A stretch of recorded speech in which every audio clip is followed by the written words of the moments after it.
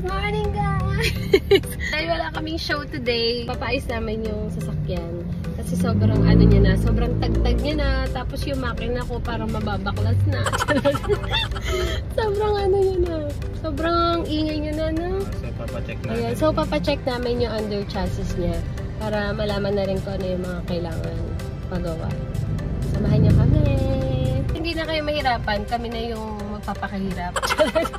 Pupunta muna kami sa mga free check-up para malaman din yung price, gano'n. Bali ngayon, yung gagawin namin, di ba, magpapa-free check-up kami, tapos alamin ko ano yung sira, yung estimated price, kung magkano yung magastos. Pero syempre, hindi muna kami papagawa doon. Check muna kami ng mga pyesa, tsaka ng murang pagawaan.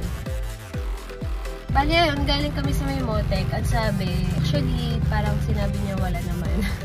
Pero yung sa sinabi nga namin yung problem na matalbog na yung sasakyan tsaka maingay na yung makina, sinabi niya na yung labor ng papalit ng shock absorber is 1/4? 1/4 each. So, syempre, 4 yun. 1/4 each yung labor. Pero yun nga, hindi mo namin pinagawa. Tingin pa tayo sa iba. Wow! What? So, galing na rin kaming car doctor. Yung sa car doctor naman, syempre, sikat na yun. Talagang pricey siya. Pero, okay naman. Pero, sobrang pricey talaga niya. Bali, negative ulit yung isa pa.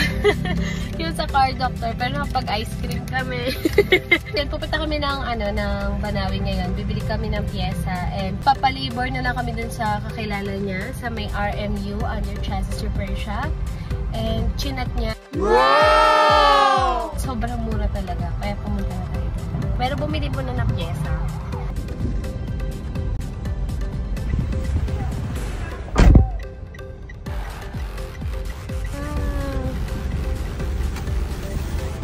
Is that a gift? Flower.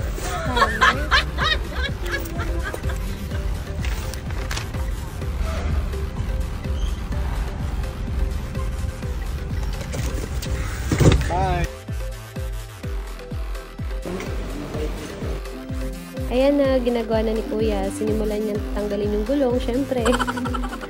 Ito naman yung nakakabit kong shock absorber. Papalitan na siya.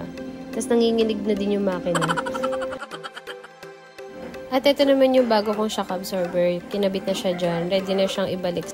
Ito naman yung shock mount ko. Sa mga hindi nakakaalam, kaya ba yung brand niya. Ito naman yung luma ko na tinanggal dun sa car. Trivia guys, kung magpapapalit kayo ng shock absorber, maganda na rin na isabay yung shock mount nyo para isang labor na lang. Napaka-importante niyan para hindi rin kayo ma-hassle sa future.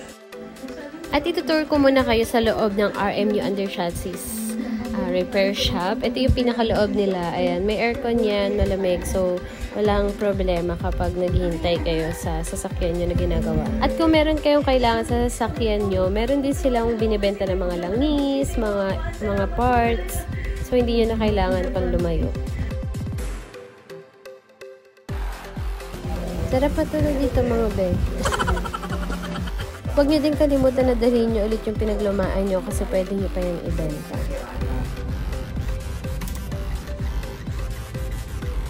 Guys, bali tapos kami magpagawa ng sasakyan sa pang-ilalim.